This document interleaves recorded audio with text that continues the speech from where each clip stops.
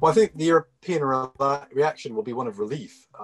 Donald Trump has been one of the most uncertain allies they've ever had to deal with. What we can expect is that Biden will re-engage with a lot of the institutions that Trump has, been backing away from.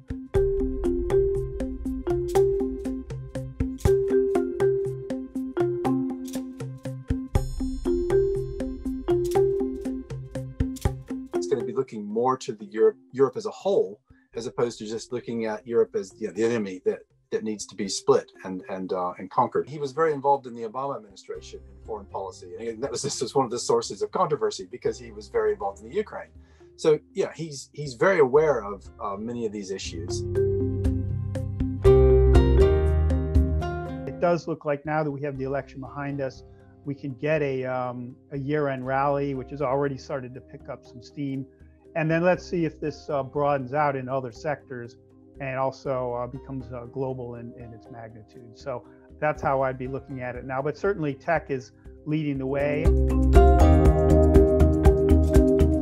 Absolutely. I mean, the Democrats are firmly behind trying to do something about climate change. Biden is seen as a moderate, but again, he wants to try to make bridges with the left of the party, and the environment is one of the areas he can do that in. So he's very strongly pushed things like the Paris Climate Accords. So I would agree that's part of the re-engagement, is that there will be more of an acceptance of of clean energy, and as something that needs to be promoted, and as opposed to this the constant idea that we have to stay with fossil fuels, which would have happened under Trump.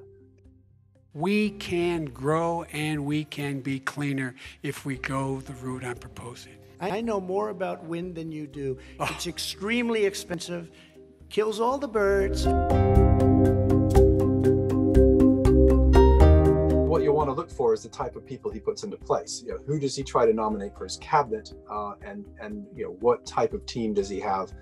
And that will give you some early indications of the directions of U.S. policy. I wouldn't expect anything dramatically different in terms of trade policy, but what we can expect is that Biden will re-engage with a lot of the institutions. So I would expect Biden to kind of overturn a lot of the things that Trump had done. And ultimately that should be good. Trump said he's going to have a deal, never did. I think the issue with Biden is that it's not going to be at the top of his list of priorities. It's just not going to happen right away. He's not going to make that his top priority.